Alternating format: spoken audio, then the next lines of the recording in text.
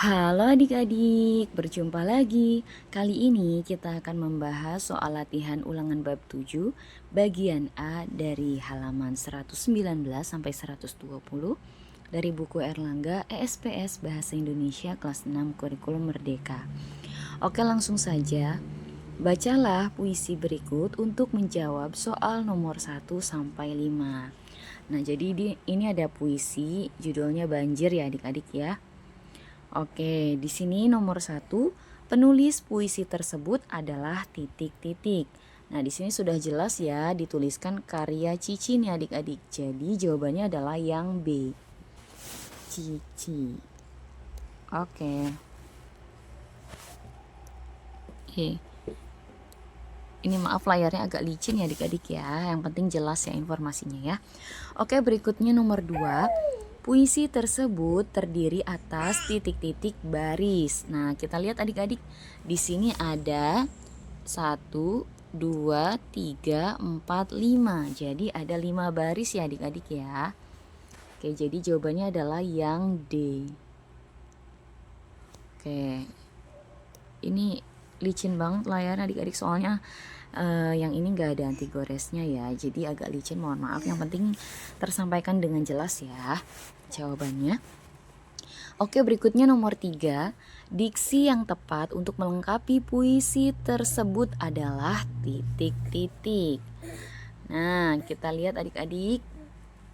Nah, di sini ada yang kosong kan. Nah, diksi apa nih yang tepat?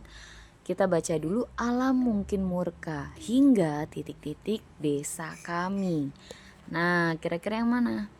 Karena itu banjir kan, berarti yang paling tepat itu adalah yang A ya, merendam. Oke. Berikutnya nomor 4. Isi puisi tersebut adalah titik-titik. Nah, di sini kan tentang banjir ya. Kita selesaikan dulu bacanya. Dalam kebingungan kami mencari pertolongan, penuh harap dan penghambaan. Nah, kita lihat di sini isi puisinya.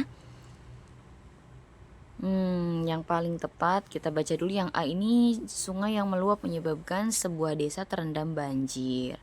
Kemudian yang B enggak ya.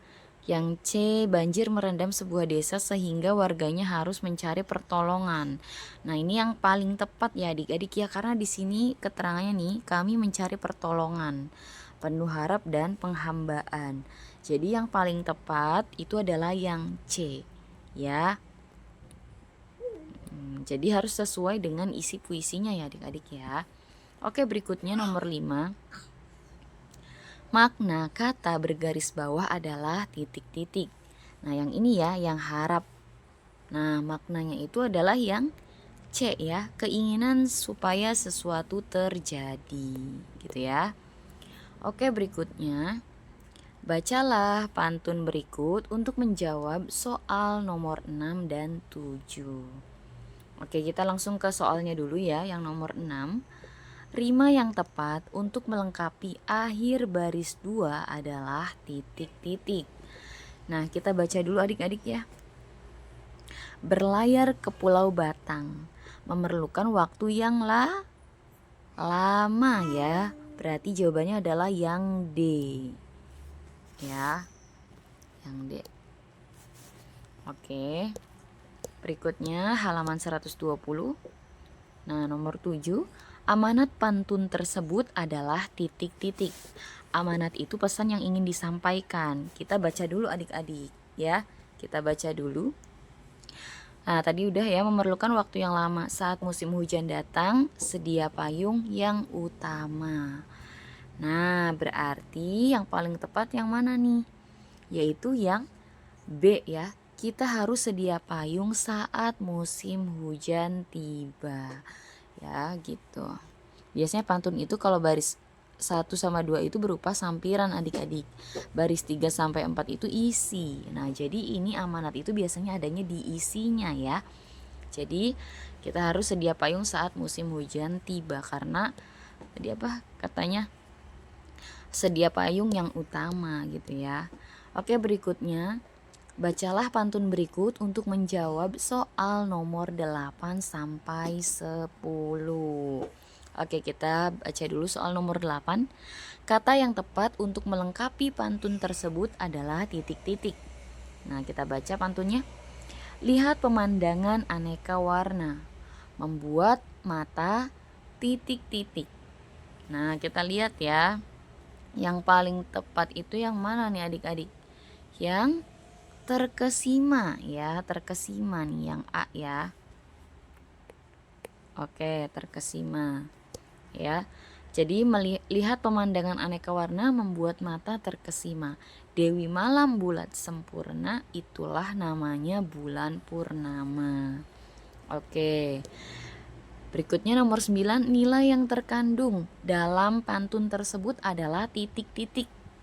Yaitu nilai apa adik-adik? Yang C ya, pendidikan ya. Nah, kenapa pendidikan di sini? Nah, maaf. Nah, ini kan Dewi malam bulat sempurna, itulah namanya bulan purnama. Ya.